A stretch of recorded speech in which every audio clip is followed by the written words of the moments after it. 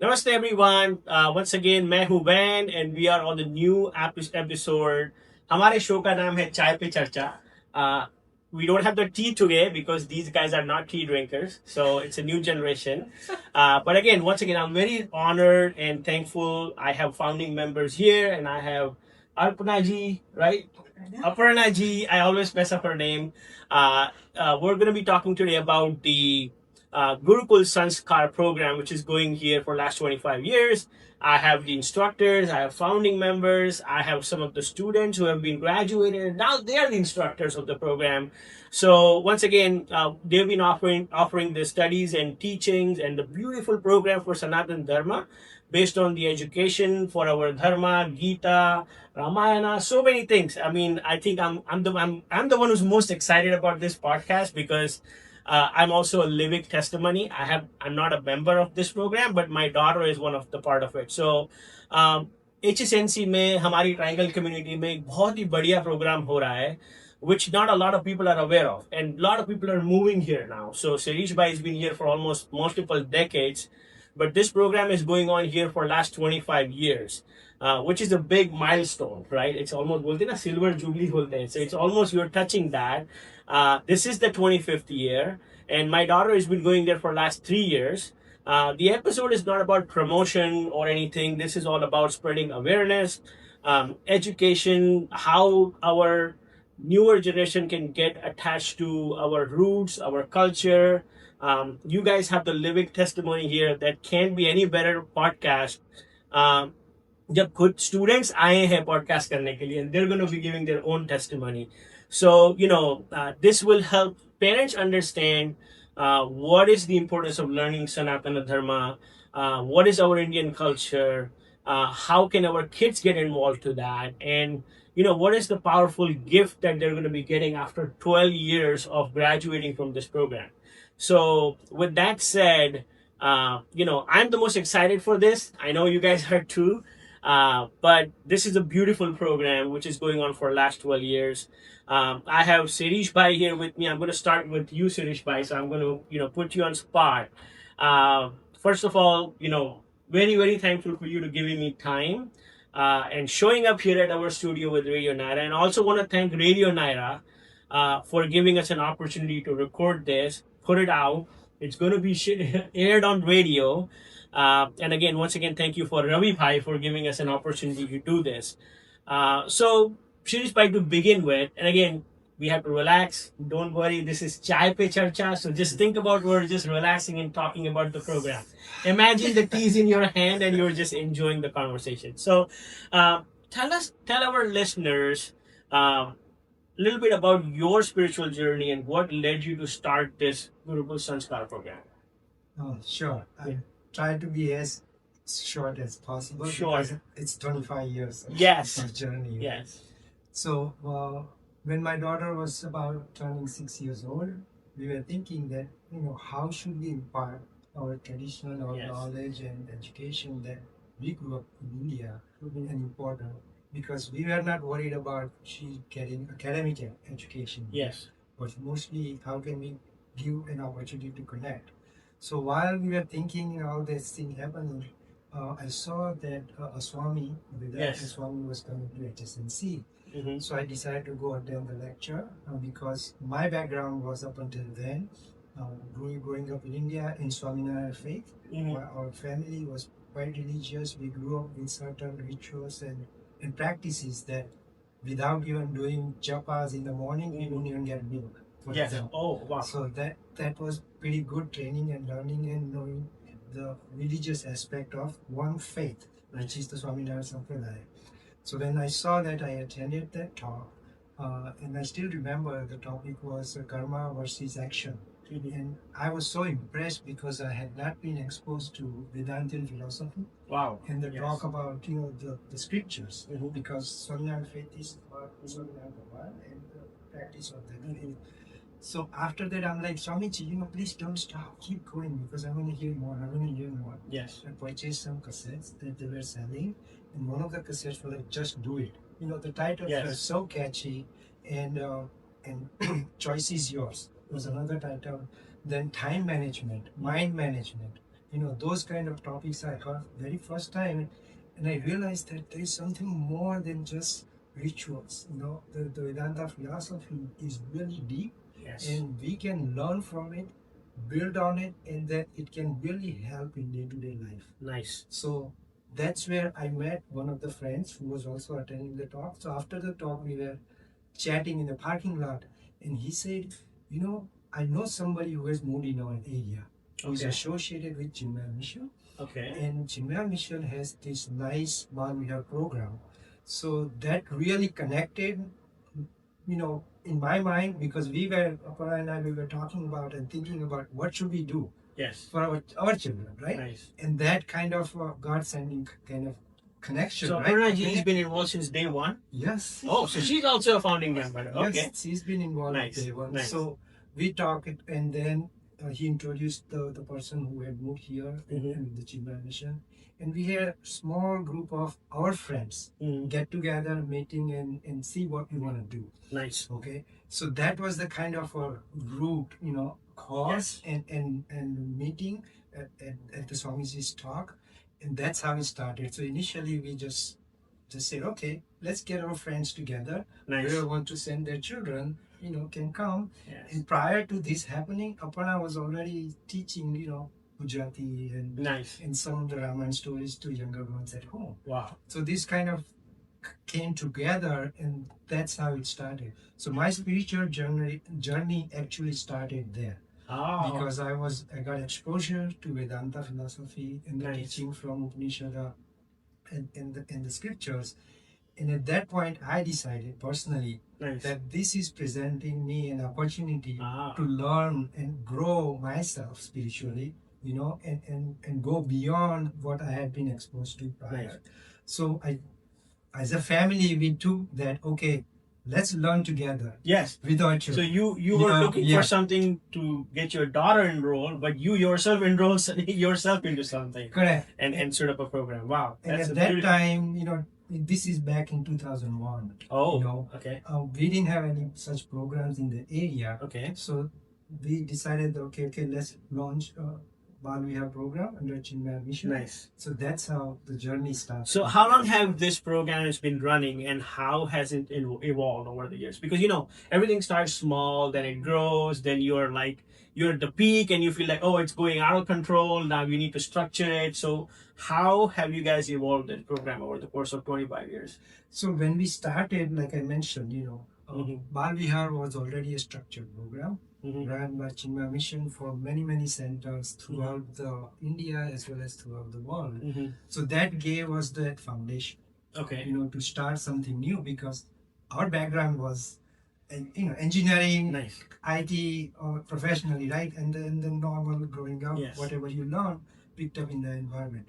So that gave us the foundation, the ideas, and starting point. At some point, after several years, there are some differences that happen. I don't need to go into details, but Yes. then Sanskar Academy was formed in Yes. 2008, 2009 to continue the opportunity and providing this service to the community, to the children in the area. Nice. So the actual program is here at HSNC for Nice. over 25 years. Yes. However, the Sanskar Academy was formed in 2008, 2009. Oh. So as an organization, so there is that separation that happened from Bhandari program Okay. to Sanskar Academy. And then Sanskar Academy, once it was formed, we had founding members like Wow. Aparna, myself, and few other people who had been associated with the previous program, and a lot of teachers. Yes. I mean, So, this Aparna ji- is not just us, right? Yes. This is the community. This is the community. and the people coming together for a common cause. Yes. So I'm going to head over to you now. So what did the first class look like? Because Joe, like the first one is always the challenging one to get started. So you may have some memories. What did the first class look like? So the If you can remember 25 years ago. Actually, I remember it quite vividly. Nice. The first class, I had 20 students. We Wow. had started 2 classes. I think the name were Madhav and Keshav, Yes. Yes. right? Sounds And right. the classes, so we named our classes, भगवान के नाम पे या तो फिर संत महात्मा के नाम पे classes were named. And I had 20 students. I was teaching ages 6 to 7, 8 because my daughter was 6. And then the other class was older classes, meaning we had high schoolers and above. So that was our very first class. And we started with 40 students the very first year, I believe. We started with 20 and ended up with about 40, 45. So a lot of people automatically join. So it's word of mouth, you know, Yeah. and then say, oh, my child is going. So then other Nice. parents start Nice. joining. So yeah, please I continue. do want to add one thing. Yes. That unlike Shirish's background, my background is not religious. So I did not grow up with doing any rituals or anything. All I knew is Mahadev is watching me and I want to learn the Vedas. That's it. That's all I knew. And here we are. For the viewers, if you don't know, you should attend her session one time. It looks like you almost pretty much know every verse of Vedas now because, Not quite. However, I'm very grateful for the grace. Yes. Swami Anupada said, I told him, Swamiji, I want to learn. However, I have little kids. I'm working. I have to cook. I have to take care, all that, the whole sob story that we all have. And he's like, why wait? Start now. Yes. And it was like, all right, that's it. With his grace and blessings, we just continue our learning. So just wanted to highlight that it doesn't necessarily have to have a background where you've been doing japa or meditation or what have you. So when you're starting something, right? Like our thoughts are, okay, we want to get this thing going, we have to grow. But over the course of time, always we course correct ourselves. So what is the vision now? Like how has the vision transpired over 25 years? Yeah, it's a very good question. So initially when we started, Shirish has very great organizational and administrative skills, as everyone knows. Yes. So I do believe that the vision, what processes have been put in place are pretty solid. In terms of course correcting, I would say that what we have done is fine-tuned our program, fine-tune the curriculum with the feedback and to meet our kids' needs. And this is what, 2 generations? It's 7 years a generation or something? I don't know. Whatever, let's just call it, right? Yeah, so, as kids grow and evolve, things change. We didn't have social media then. We didn't have screen time. Yes. And then we had COVID in the middle. So during COVID, we did course correct and we had online classes. So what is this more modern Gurukul? What I have seen on the flyer, like what does that mean? That's a great question. That's why I asked that question. You have evolved. Your priorities have changed. The program has evolved. Now we don't have to worry about whether we're going to have students or not. But how has what is this modern Gurukul? Yeah, great question. Here's the thing, right? When we typically think of religious classes or something, you're always thinking, very traditional, you can't move, you have to be this way, right? And then how does it relate? How does what Sri Krishna said on the battlefield relate to me right now when I'm not going on a battlefield? Maybe I am, depends on the day, right? I'm going to work or what have you. How do the teachings that our rishis penned thousands of years ago, right? 5,000 years ago is when the Puranas were penned, right? Like how do they apply to us right now and right here? And that is what we mean, like whatever the teachings we have, how do they apply right now? And the beauty of our scriptures is that, whatever is true will stand the test of time.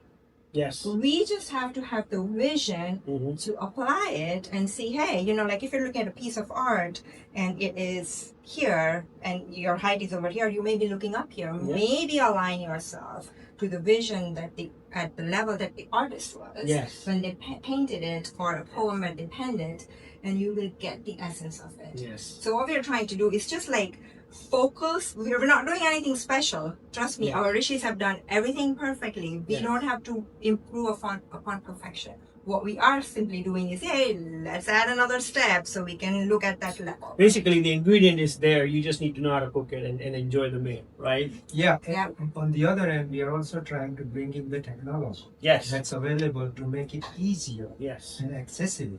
To children. So we're working on modernizing our website. And also in the future, maybe hopefully within a year or so, is our mobile app. Also, so that makes it convenient for the student as well as the parents.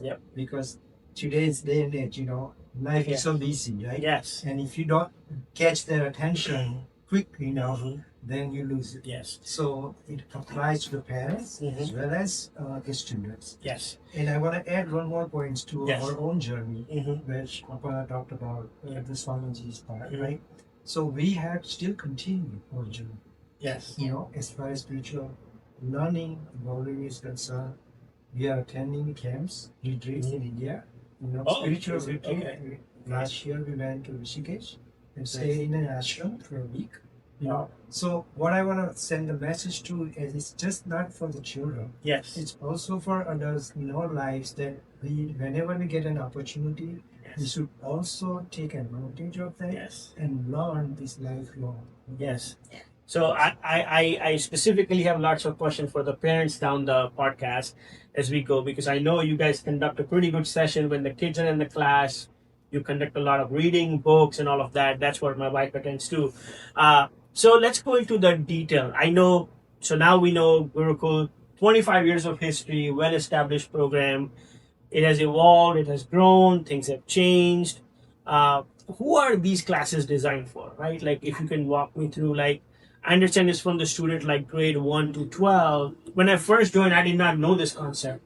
uh, and then, the first orientation I went to, it was like, oh, this is like another school happening every Sunday for 12 years of time.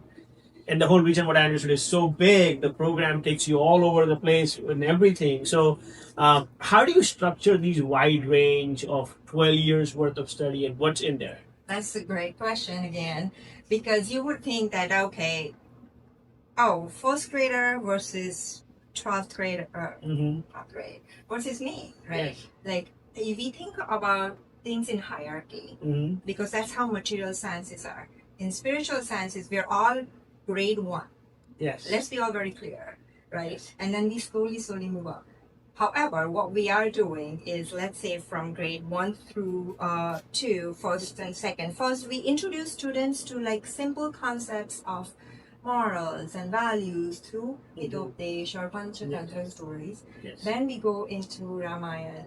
And because that Sri Ram story for young kids is very captive, like, yeah, this is great. And you're like, well, we can learn stories anywhere, true. However, there is a parallel stream that goes on, which makes us unique, which is along with the stories. So it's not a didactic class. It is interactive, but it's also, there is a thread of values. What value did Sri Ram exhibit? Right? Yes. And then you go into the next part of our curriculum is the Bhagavatam, so Purana. Mhm. Puranas are beautiful because, they touch you. Sages wrote it such that we will not forget. And guess what? It is like a multi-layered cake, or whatever you call it, layers. You peel the layers out, but we start with the story. Mhm. And then we peel another layer, and there are so many messages to the point that, like Shirish mentioned, our satsang, we do our own. Still, every time I read Sri Krishna's story or Sri Ram's story, you get so many new meanings. Yes. Right? And then after that, we have Mahabharata, which is when middle school hits, and which is exactly when Mahabharata is happening over here as well, right? Yes. You're like, yeah, well, why should I do this? And Yes. what? So why do we is also one of the things that we cover. Like, why do I do puja? Why should I do puja? Why should I go to the temple? Why should I blah, blah, blah. And yeah. So what is the class format? Is it like online, in person, hybrid? Like, where are the classes held, and what is the current time? Like the time slot. Like, how big is this class? Because kids can be impatient, right? Like, they don't. Yes. It's like they're waiting for the Sunday to happen so that I can chill at home from school. I'm pretty sure you guys deal with the same thing, Xbox and all of those things. And then, so tell us about where is it happening, the format and all of that. Yeah. Also, the classes are happening at HSNC, as you mentioned earlier, and the class format is this. We have about 30 hours of General Assembly. So General Assembly is where all the students are together, and we have 2 sections. One is for the younger students, and one is from 4th graders and onwards. In the General Assembly, we do meditations, chanting, and some festival-related stories, and a lot of presentations. Yes. Our students have done wonderful I've seen presentations. those festivals are the top notch you guys do. Yeah. All the artwork. So we'll get into all of that. But okay, so it's all gathering, and then what happens? Then the students go to their classes, and in their classes, for their grade, there will be curriculum where teachers will be teaching them. Additionally, we also have what is called as Discover India, which is about 20 to 25% of the entire curriculum time. Okay. So those are scheduled accordingly. Nice. We also have some chanting sessions, which emphasizes chanting, because chanting is really important. It really calms. Yes. And this is the day-to-day kind of, right? Yes. But in addition to that, we have events. Yes. Where we start with the Yes. puja event, Yes. right? Then we have events in the second half relates to field day, Yes. which everybody loves Yes. because it's an outdoor. And Yes. that's where this is the unique, it connects to the evolving the program. Yes. That the children growing up in the United States are never exposed to the games that in India children Yes. play. So the idea was how can we connect them through the media of sports or game? So that's where they go out and we all go out there on the field and play those Indian origin games. Yes. That doesn't require a big investment of your video games or anything, just fun. And I want to add to it that in the early days, we didn't have this facility we have today. Yes. Which is the learning center. Yes. So we only had the main hall and something called mini hall where there are 3 classrooms. Okay. And we had so much demand, right? Yes. So we were conducting classes in 2 sessions on 2 days. Or a Saturday and Sunday, so we can accommodate. Because the facility was not there. Because there was not enough place, classroom to accommodate. So we would split in Saturday classes, Sunday classes, and also use corners of the hall. Oh. We had boards, on the wall near the 2 exit doors and the other. So I see. That's how we were kind of running the program. So back around 2005, 2007 time frame, I had a meeting with HSNC board and things and explained that, look, we really need a learning center. A learning center, not just for us, but for the community, where children from all walks of life in other programs, other language program, dance, music, whatever have you, can be accommodated for children and provide that facility. And now you can't even find one single room because it's always packed. So in that process, we took that ownership to drive that. And believe it or not, Sanskar was the main driving force behind the learning centers coming up. And through the Sanskar parents and the community support, we had raised over $1 million. Wow. This is something that's probably not well known in the community. But I just want to mention, not bragging, but Sanskar is a platform to provide services for the community. So our view has been broader, much broader than just ourselves. How we can help the community. How can other children can be helped for other various activities related to our culture, our Indian identity. Yes. So we have a student turned into instructor now because she's graduated.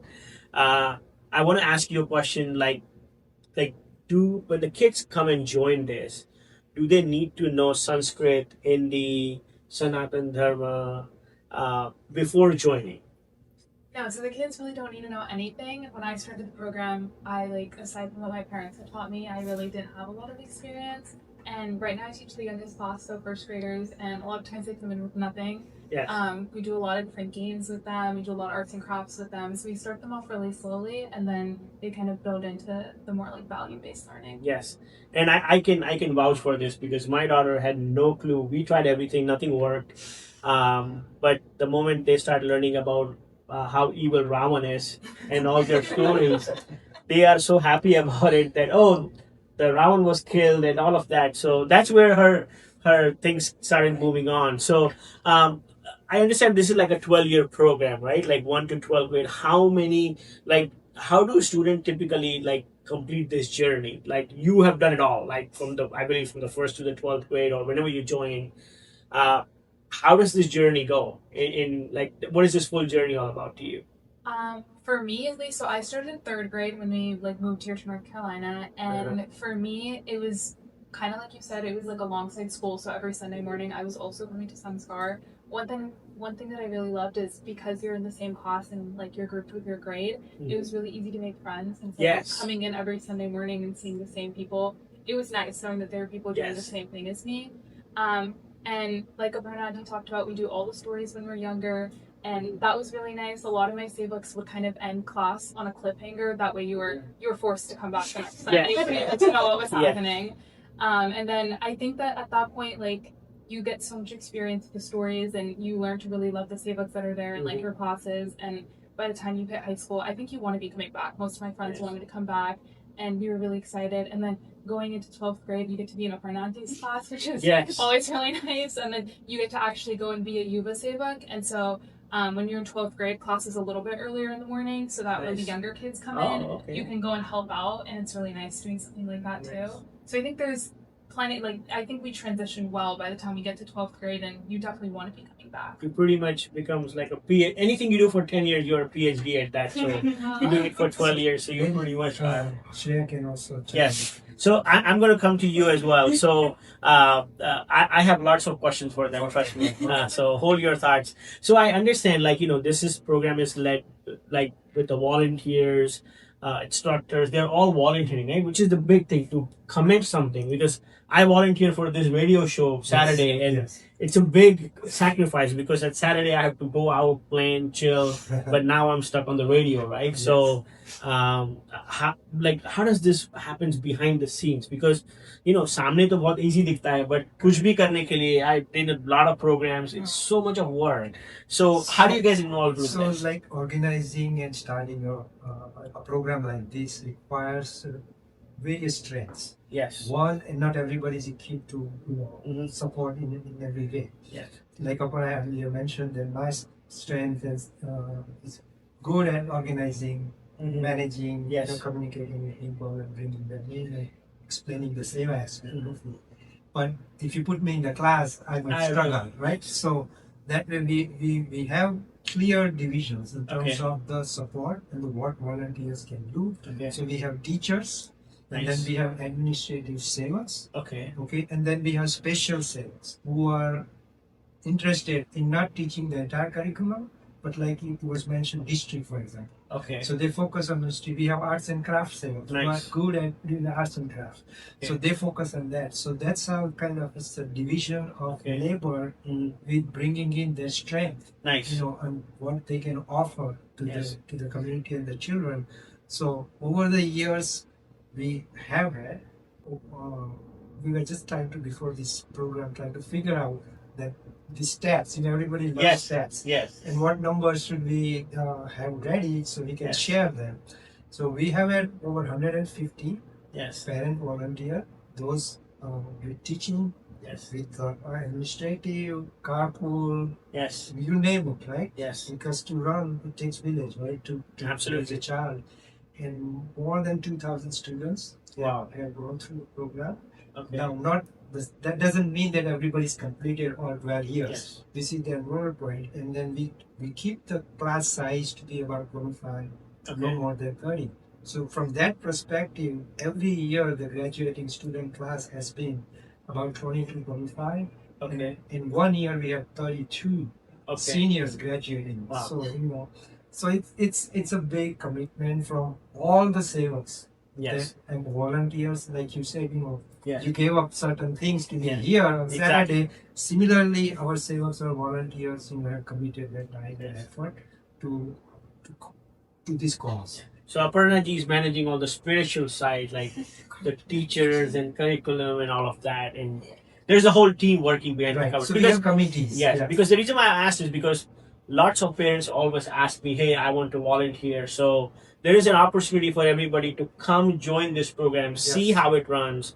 It's not that you have to come and sign up the first day. You can just go in the opening session, in the gathering session, and just do the meditation and take it on from there, whether this is for you or not. Because everybody has so much from back home, but they're feeling that void that they cannot come and contribute here. So the program, like I said, it's a platform. So I think almost everyone who's willing to come in, give their time, effort, they will be able to contribute to some extent, whichever way. We have a book club, for example. So if somebody likes books and they want to be part of the book club and contribution, events, there's a lot of opportunity. So we welcome anyone to come. So my next question is, I never understood this. So I really want to know this. This was why I put this question. What is the difference between the Sanskar and Gurukul? Right, like in the theme, I'm always confused because, Yes. like, maybe you guys teach it in the class. I don't know what it is. So, it's, again, excellent question, right? Yeah. So, These are half of these are all my own questions because I don't know what it is. sanskar is, the meaning of sanskara is the impressions, Okay. correct? So when we are in this body, right, in this incarnation, we come with certain sanskaras. Okay. I like something, I don't like something. I have good habits, I have not so good habits, right? So, and then, so that keep that sanskar, right? And then the other part, Gurukul, Gurukul, meaning a community of students, or gurus aboard, it used to be. Students used to go to Gurukul, be it a prince or a pauper. Okay. It's not like the king couldn't afford to have teachers there. It is like when you are in a community, so that is the community aspect. So basically what is then that ties to our Sanatan Dharma, eternal Dharma, way of life. Why are we here, right? It is to work on our samskaras, okay? So that we can move to the next phase of our evolution. Okay, नहीं तो खाओ पियो जाओ, खाओ पियो जाओ. Oh, kitna, how long are we doing that? How long are we going to do that? So what this, our Sanskar Gurukul, we kind of coined that term, is to say, hey, whatever good seeds are there, like in your garden, you want to nourish and nurture the flowers. You may want to get the weeds out. Okay. Okay. So you think of this as a whole ecosystem. I see. Where through osmosis, through working with the like-minded people, you, before you know it, hopefully by the time we reach the 12th grade, right, you may have that awareness. Not saying it's going to go away, because it took us many lifetimes to accrue some of the habits that are so ingrained in us. However, the first step is awareness, and then you can get rid of it. You need to know here's a weed to get it out. So kind of think of it that way. So, and there is organizational aspect. When you form a new community group together, there are certain requirements. So Sanskar became our Sanskar Academy. Is the organization, registered non-profit organization. Under that umbrella, Gurukul is the children's education program. And at that time, when we started the organization in 2008, 2009, we were also envisioning that maybe there are other disciplines that could function under the Sanskar Academy. For example, Sanskar music, Sanskar dance, Sanskar yoga, that can encompass, not just the teaching aspect of Itihasa in the scripture, but other things that they all us. relate to Hinduism. Exactly. That's under one umbrella. So that's how it came. So the next question I don't want to ask you guys, because I want to hear from you. How are the class engaging? Because I know when attention span is the biggest problem. For me, especially, like, this is a scrolling world, right? Like, you keep scrolling. So how are the class keeping you, like, how do they keep the class engaged for you? Where you don't feel bored and you're like, oh, she's talking, giving lectures. How does that work? I think Sevaks are generally good at splitting up how the class is structured between the time that you are getting told a story and then having discussion about what the values that you're actually taking are from them. And sometimes there are games involved. Sometimes we have Discover India. So there's a good breakup of the class time so that you never feel like you're just sitting there and being lectured at.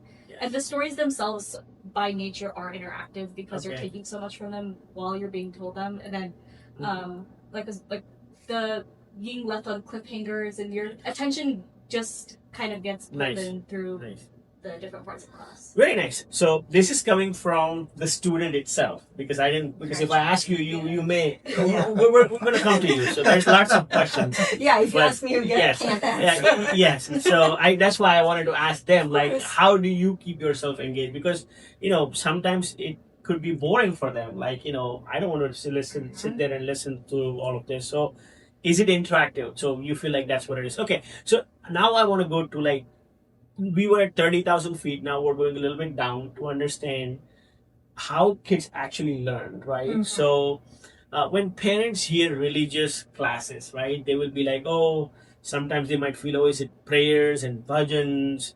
Um, like, what do children actually learn from the class? Okay. So Do you want me it to is a answer very or the broad. No, students no, to answer? you can start. I You can start. Okay. I want to just talk a little bit about attention because Yes. that is very important. Yes. We are in attention economy. Trust me, the reason why I asked is because when you do the meditation session, I'm watching my phone half the time because it's very hard to close your eyes and keep thinking or something. It's very hard. Trust me. That's why I asked that question. So, And I was just going to say that, right? That what happens is that our brains are malleable. yes. When you are in first grade or when you are, Diya's and Shivum's age and you're in the general assembly, if you have your phone out, the teacher's going to take the phone. We can't take the phone away from you. But so you are forced to know what that does is it trains your muscle, your mind muscle. Yes. It's a muscle. You have to train it to focus and dhyan dharana. We're not saying samadhi. Samadhi is Yes. but dhyan and dharana.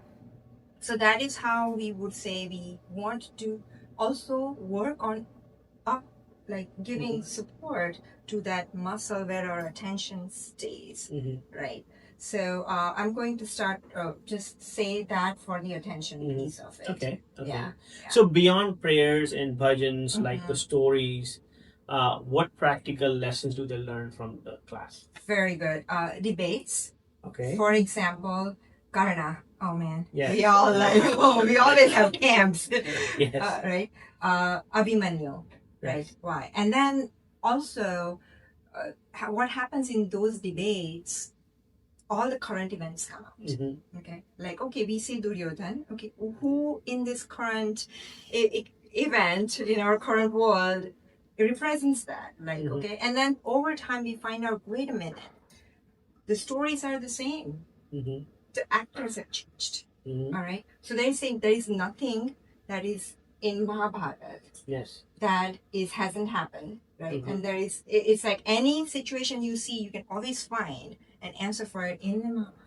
And from that, you are able to get insights to help your life situation. Nice. All of us are here for ourselves, right? Yes. This is the center of the universe for all of us. Like, everyone take your hand and see this. Yeah. So, but what that means is that we need to be able to, like, for example, if there is a mirror and if the mirror is dusty and oily, you're not able to see anything.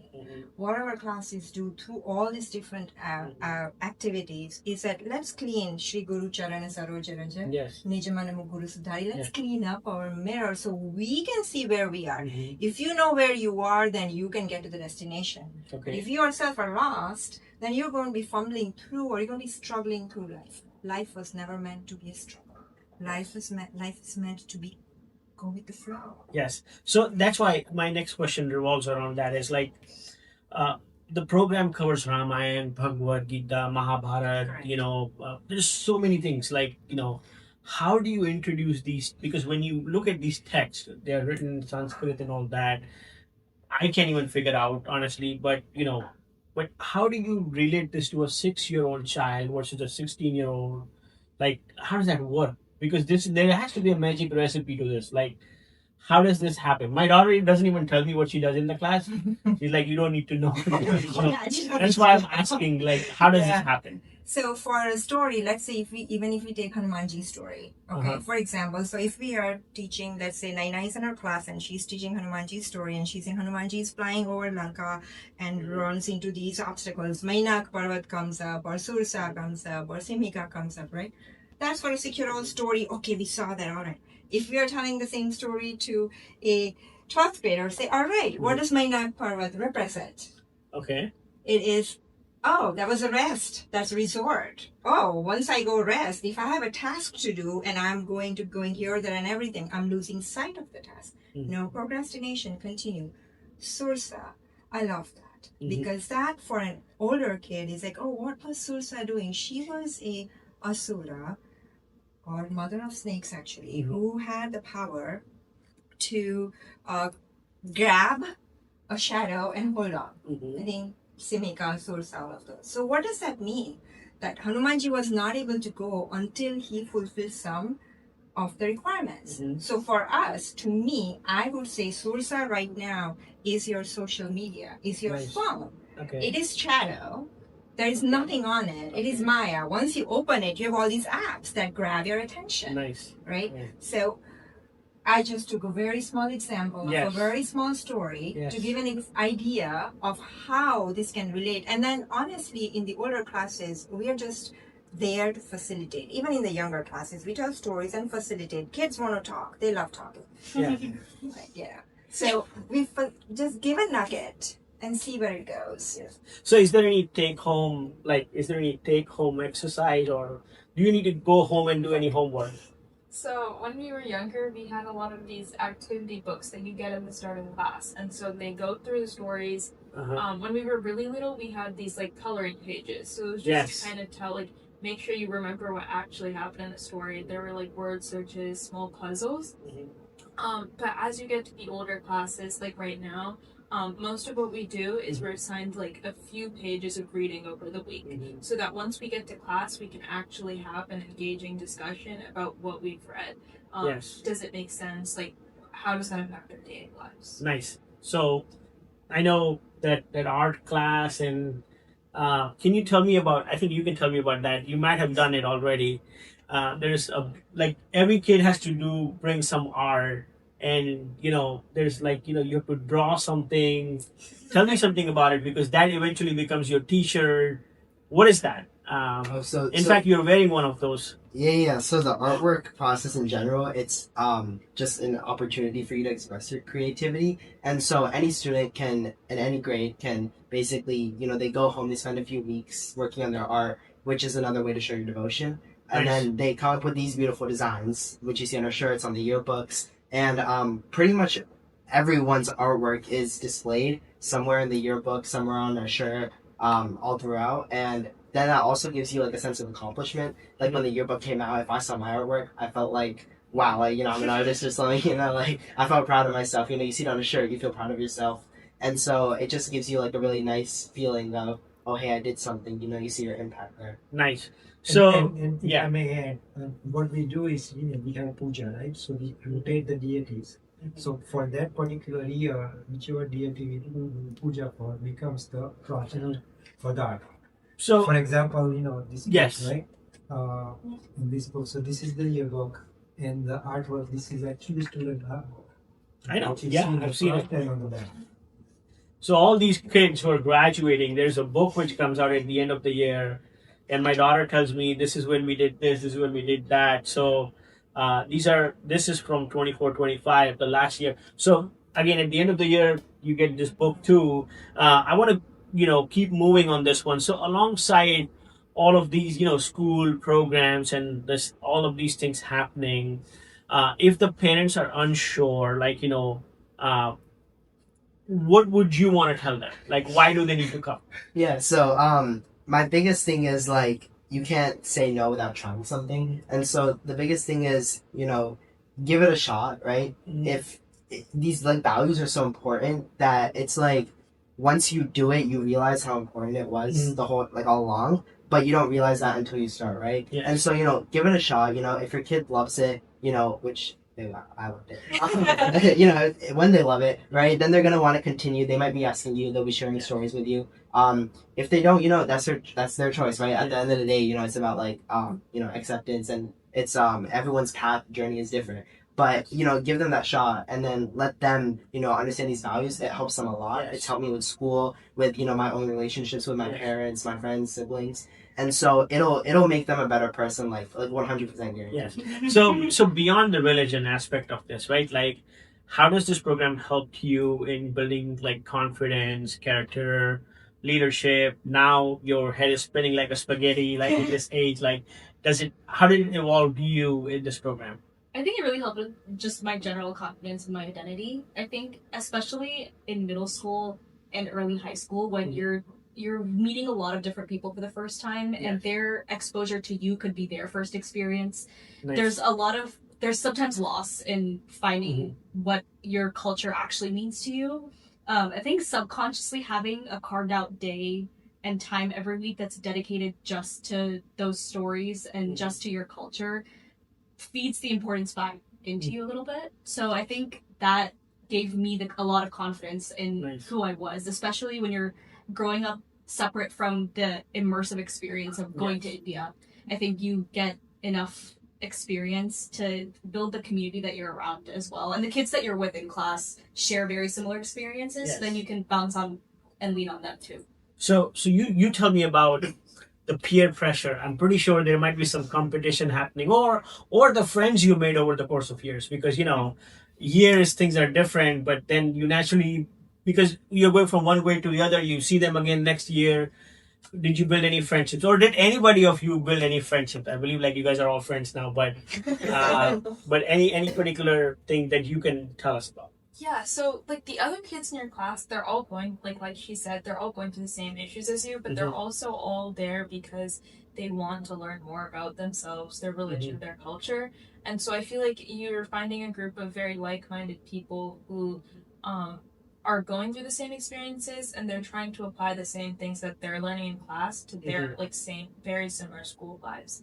And so it makes it more enjoyable to come back because then you're coming back and you're meeting friends, but on top of that you're able to learn and apply things alongside your friends. Okay, that's great. So you guys did make friends in that 12 years of journey there, because of course you are every year meeting and all of that. So I want to go towards the next section, is like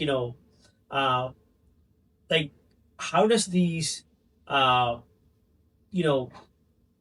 these kids, they could have hundreds and different types of questions in the class. How do you overcome them? Like as you grow up, they might be asking you crazy questions. Yeah. How do you deal with that?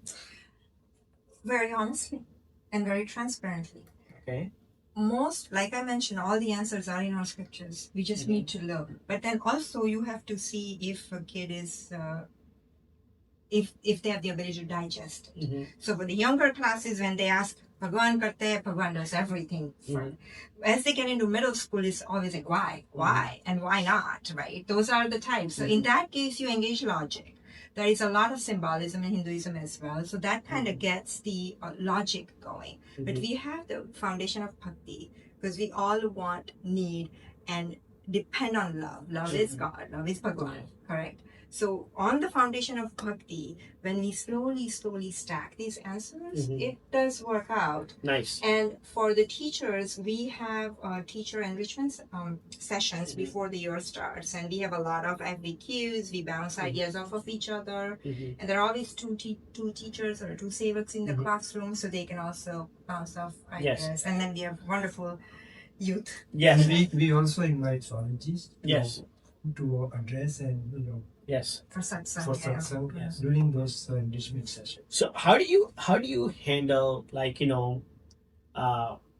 teaching scriptures to the kids raised here? Some of the kids come from India, they're here, they know that artis and all that. Here they don't, if they're born here, they don't know anything about it, and the parents are so busy at work and all of that. How do you cope up with that? Like, how do you bring them on the track? Because somebody's coming, they're just been put in the room, we're chanting bhajans and all that. How do you cope up with that? Yeah, so to clarify, all the classes are not chanting bhajans and prayers all the time. We have stories. Everybody loves stories. Yes. Everyone loves stories. Yes. And to hear a story, you don't need to have a prerequisite. You just need to have ears and maybe some attention, right? Nice.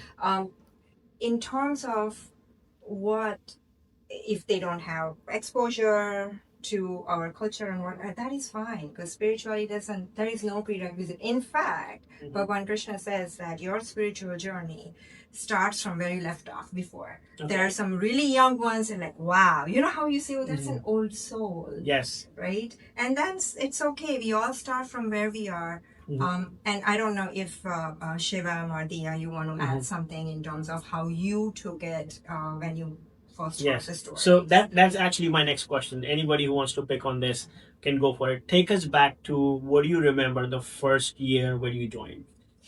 So what did that look like to you in your head, and what did you got out of it? So the first day when I joined, it was, my parents just took me. I had no idea where I was going. And my first day was, it started off with, we have our Gita in the beginning. and then we go into the classes. And so it was just normal, you know. But when it starts to pick up for me is when like when it started to make sense. So I also do like my own sadhana, for instance, on my own, you know. And so then this hand in hand with that kind of like boosted that in a way, and like just my spiritual practices in general. And then as I got older, you know, they started to make more sense. So as you know, along with, you know, doing like your duty, which we learned in class, right, your dharma and whatnot, but also learning you know, what to do like along with like the values and whatnot, and then applying those in your daily life. That like process, going through that, learning that is like was just phenomenal for me. So Nice. So was there a time that you didn't want it to go? You're like, no, I want to quit. Like, was there a time for you? For most kids, that time comes when they're really little, right? Because they Yes. don't, like, they can't pay attention, and the stories aren't really Mhm. that, like, they're really engaging, but some little kids, they just don't really like it. For me, I remember that, like, my first few days, I was super excited because I watched my sister, she started a little bit before me, and I was still too young. So I was, like, I felt really left out. I was like, why can't I go? And so I remember, like, going to drop her off. So the first year, I was really excited. I was really into it. I think the time when I, like, started getting a little bit more, like, oh, like, why am I waking up for this is during COVID, because it was online. There was less, like, ability to interact with other people. And so during that time, like, what really helped me was the fact that, like COVID, like, you can't really avoid it. Like, during Yes. school too, you were all, like, everyone was less attentive. So I think what really helped me is that, like, after a while, I think towards the second semester of the COVID, we started getting more into, like, specific online activities. So I know, like, our teachers, just to make sure we would pay attention, we'd do cahoots at the end of class, or we'd play Jeopardies. And so that really helped me get back into it because it's almost as, like, an incentive. And so it made it a lot more fun. Nice. So now that you have completed the whole program, I believe you're graduated. What does your relationship with Sanatan Dharma and Indian culture and heritage looks like to you? It's difficult to summarize it succinctly. I think graduation, like, once you graduate, there's a beginning in a lot of ways. Like, even going to college and the experience and the exposure to different people is massive, beyond what you could even imagine as a high schooler, and just in general, exiting high school and going into the real world. So I think now I have a lot more trust in doing what's in my control. Nice. And doing just what I know to be true, whether that was school, work. Yes. Because there is so much outside of our control, and so it's not always easy. I am anxious by nature, so it's a practice that I have to keep actively trying to do. But that lesson and that trust came from learning all of these stories and having the guidance that my sevaks had, and my family was so involved in the program too. Through volunteering, and my sister was also a Yuva Sevak. So having role models so I could see we're going through the program beyond where I was and learning as I went. It, in a lot of ways, it plants seeds and then it eventually comes out. You don't know when it does. Nice. It's not always necessarily in the time that you're in the program. As a 6th grader, 7th grader, I don't know what I thought I was applying from Sanskar when I was going to school. But when I look back now, there are a lot of decisions that I make and the way that I even learn that have definitely come from that foundation that was set. Very good to hear that. So now you're a student turned led into instructor. What would you tell a student who's just starting the program, or they're unsure, like, no, should I go or not? Like, what would you want to tell them? I think the main thing that I'd want to tell them is it's just a community. At the end of the day, like, even if you're not necessarily taking away all the values that you're being told to take away, or if maybe the stories don't always make sense, I think the most important thing for me was just being surrounded by people that were going through the same experiences as me. And, like, I feel like everybody else talked about, like, it's just really nice to have friends that are doing in the same program as you, and you're coming back and you're seeing them every Sunday, and to have, like, sevaks to turn to. And my parents are also very involved in the program, so my mom, dad, my sister, and I, every single Sunday morning, we get up and we come. And so it's just nice to be able to have that continuity, and to be able to, for me as, like, a student, I did it every single Sunday morning, and now I come back and I'm like, I still want to come back every Sunday morning. So one of the things that what I've learned is, and I'm going to excuse you guys, I want to talk to them more because they are the ones who's going to be the future generation running this now. tell me about all these cool programs and activities you guys have. Like one is like that Diwali puja. Then there's the competition of dressing up, and tell me all of about that. Like the field trip and all the cool stuff you guys do. So just because some parents might be thinking, oh, it might be boring, right? Like how is this all interactive? Yeah, well, Sanskar is definitely not boring at all. Yes. One of my favorite ones is Field Day, which Shirish talked about earlier, but it's a Sunday in the spring, and instead of going to the temple, we go to the park and we play a couple of different rounds of games, and it's really nice to be able to play those games and to just kind of get outside, run around, and do stuff like one of my favorite games is like Pittu, and I like maybe play that in and around the house with my dad and my sister growing up, but we don't I never really played that with kids my age, and so that was really nice.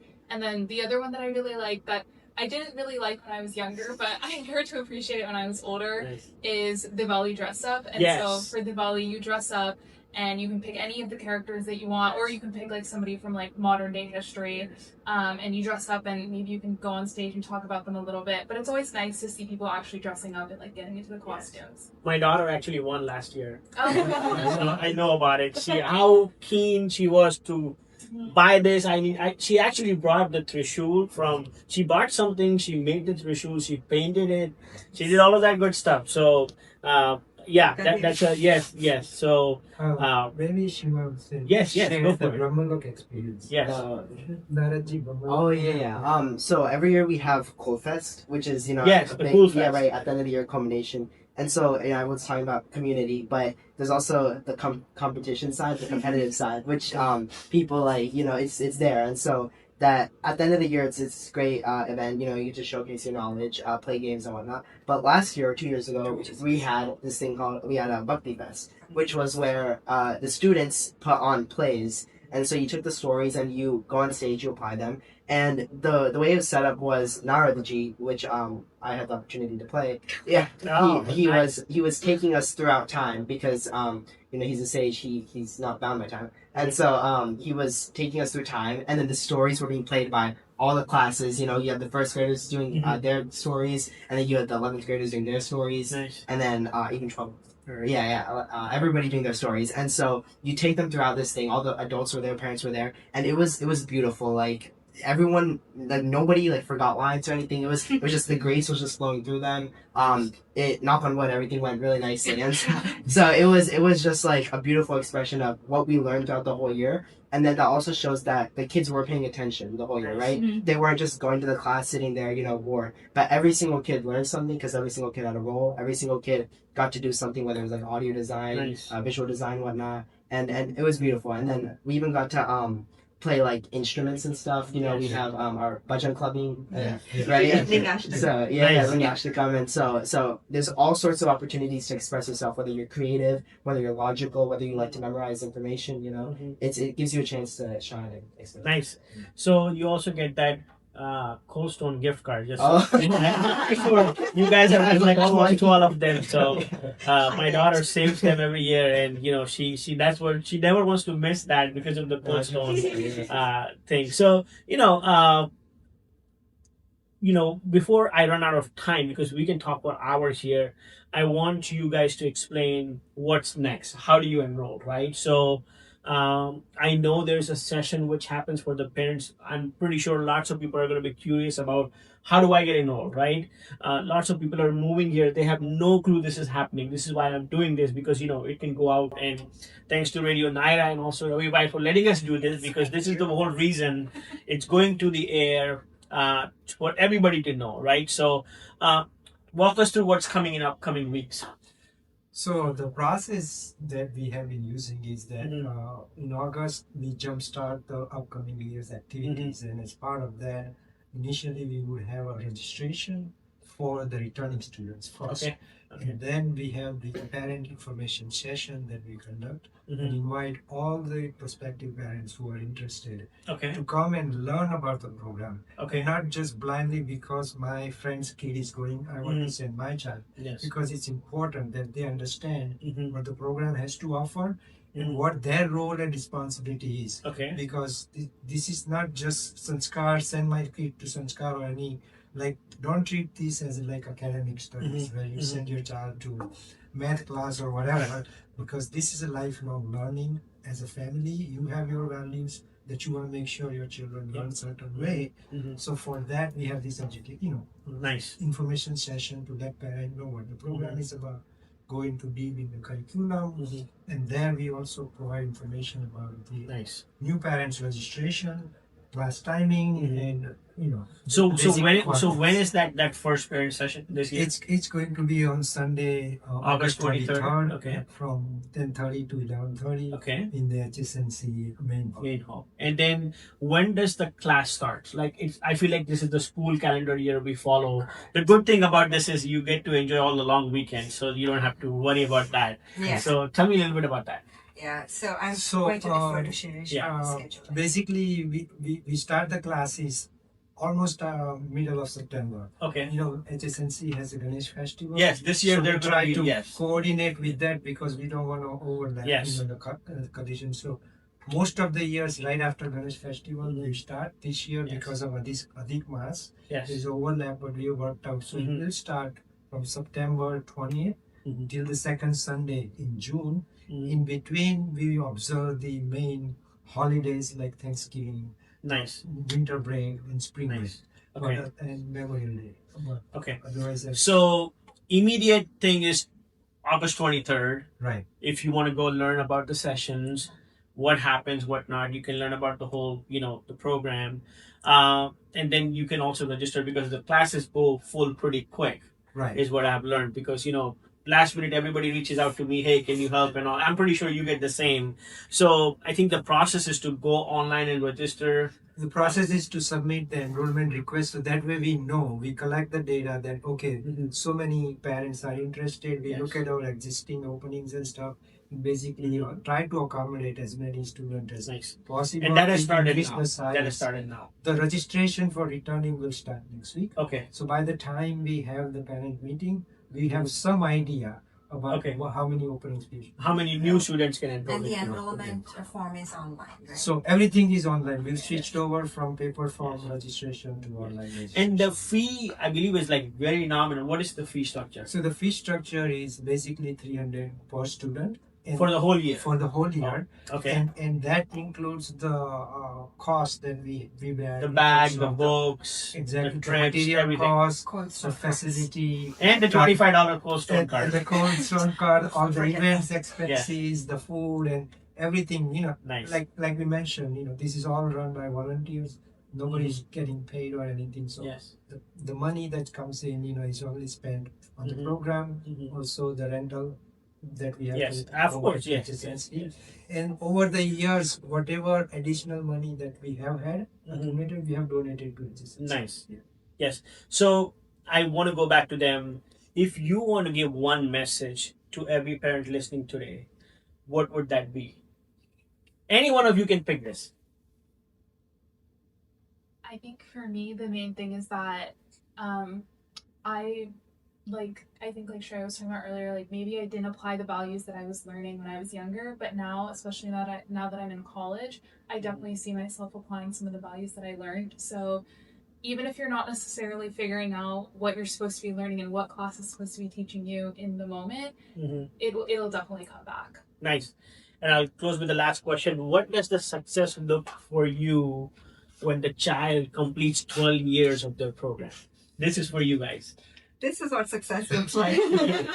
These two kids, and again, like Naina mentioned, remember these are samskaras, which means they go in your subconscious and they will sprout when the time is right. Nice. So, yeah. And the success to us is like, when they go on their own, because Yes. they're finishing the school, they're stepping out of the home, right? Yes. And in their own world, discovering so many different things. Yes. And in that time frame, that they remember and practice the values and Yes. things that they have learned to interact with the world Yes. and grow their own seeking and gaining the knowledge. Yep. That would be the success. It is not about success becoming doctor, engineer, Yes, or of course. CEOs about it. Yeah. They'll do that Because anyways. they're all capable. 100%. All capable of doing that, but Yes. being successful, Yes. keep that kingdom, alive. Yes. And keep learning about spirituality and grow into it. Yes. So once again, I think we can keep chatting, but we have limited space to record.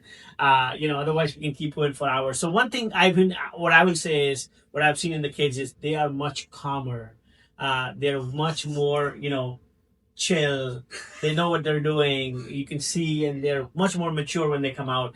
Again, once again, thank you for what you're doing. Doing something for 25 years is not a joke, right? Where you started and what you're doing, and consistency is the big thing. I hope you guys continue doing the same. One day they will pass over the baton. So 25 years is a long time. But again, I want to thank Radio Nyra. Agar aap sun rahe hain, if you want to join, we will add the information about joining and all of that into the description section. Definitely join August 22nd at HSNC 23rd if you have questions about the program. All of the folks will be there to answer any of your questions. But this is a beautiful initiative. This is a very good program. Thank you, Shirish Bhai. Thank you, Radio Nyra, for giving us an opportunity to record this. We want this to go out in the masses. Thank you all to come over and share your experience. And once again, you're listening to Chai Pe Charcha with Van. Of course, you guys don't drink the tea, but after the show, we'll enjoy the tea. So thank you all. And if you have any questions, feel free to reach out to Shirish Bhai and the program as well. And we thank you, and Mr. Yes. Raj, for giving No us worries. this opportunity to Yes. present the program. Thank you all. Good job. Everything.